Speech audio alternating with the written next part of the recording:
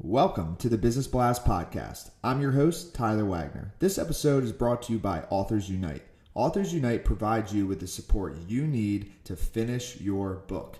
Best part is, after you finish your book, they take care of the entire publishing and marketing process 100% for you. So, if you want to become a successful author, make sure to check out authorsunite.com. Now, let's jump into the episode.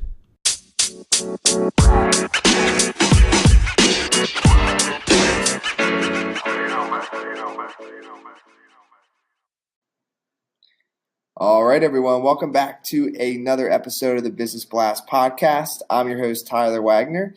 Today I have Jimmy Moore with us. He's the man behind the brand Livin, Vida, Low-Carb, and the author of multiple international best-selling books, including Keto Clarity, The Complete Guide to Fasting, and Real Food Keto, among others. So welcome to the show, man. Hey, man. What's going on, Tyler? Not much. Just doing podcasts. What about yourself? I do 5 podcasts a week, so yes, I'm used to doing podcasts. Nice, dude. I love it. I do a lot as well. That's very cool. It has become a true passion of mine, so I'm very excited to have you on, man. The first one I got for you, Jimmy, is what is the best story from your life that has an underlying valuable message? Oh, my gosh. You could go anywhere with this one. The best story that I could tell you is the moment that I decided to cook all of my credit cards in the oven. It's a real story, too. It was the second year of my marriage, and we were in a lot of debt. And I was like, this is for the birds. So I'm going to bake those bad boys, and then the gloppy mess that then hardens back up is going to sit on my coffee table and remind me why I am going to pursue getting out of debt someday.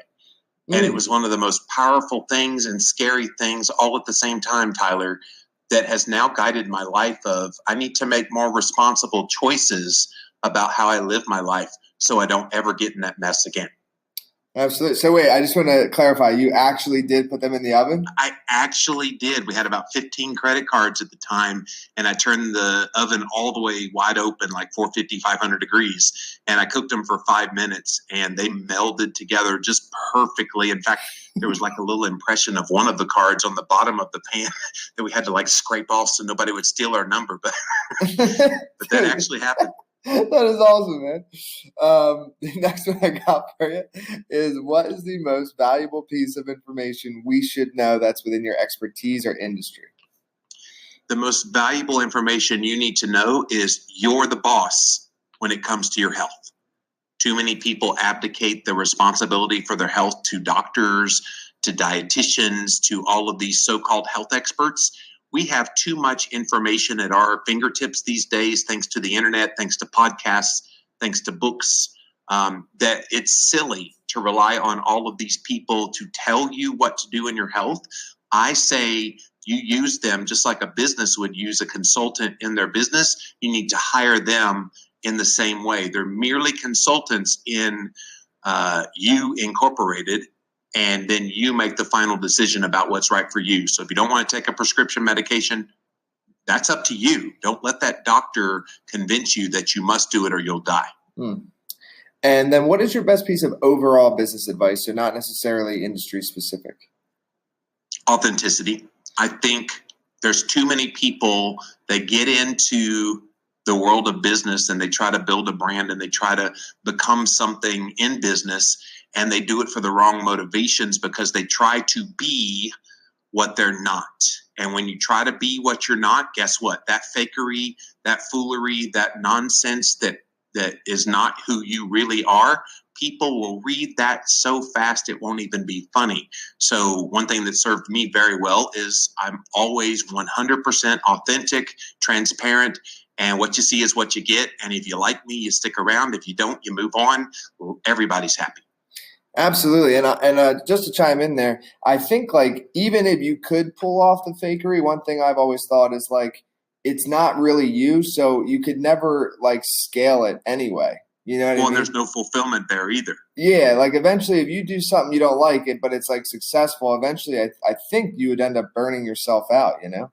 So exactly. And when you do what you're passionate about, which is usually born out of that authenticity, then yeah, I mean, I've been doing this now almost 15 years, my branding, and I feel like I could do it for 50 more. Exactly, dude. I love it. I always tell people with the podcast, I'm like, yeah, once I found the podcast, I was like, yo, I could see myself at 80 years old doing this. So I was like, Hey, I'm welcome going back on to the podcast today. the Business Blast podcast. Be like that old man in Up.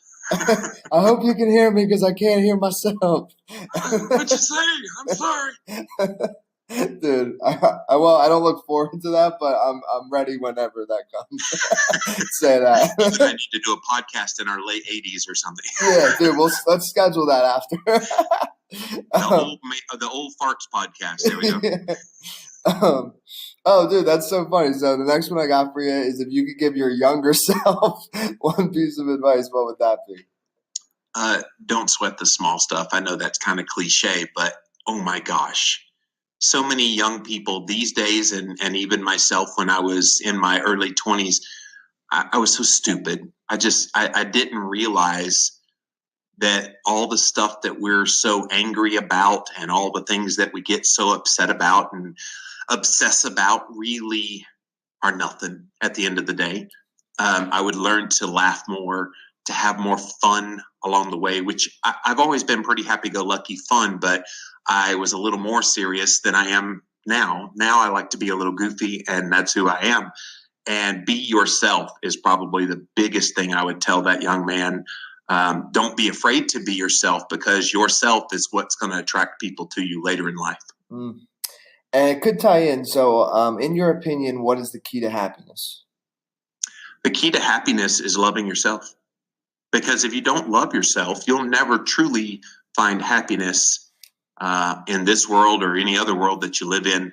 I think far too many people walk around and they just loathe themselves. They're critical, hypercritical about various parts of their personality, their life. They've got some wart on their nose or something.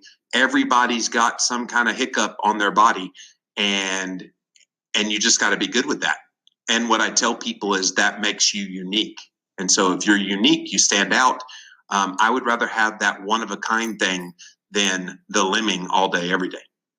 And what is the best book that you've read, and what was the number one thing you learned from that? Oh, my goodness. There are so many really, really good books that have been put out there.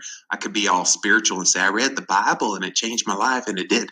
But I would have to say, man, where do you go? I mean, of the modern books, I think the subtle art of not giving an F is pretty darn amazing. I really love that book, and it's a nice philosophy of kind of what goes along with what I do in my life. So I really love that one. It's a little vulgar, but it definitely gets your attention. As far as in the nutrition world, there's so many I could name. I would offend every single friend of mine in the nutritional health world, so I won't go there.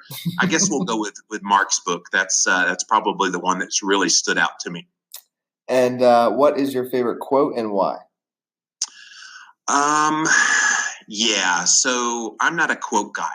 When you sent that to me, I'm like, I don't really quote people. And again, that's kind of cliche.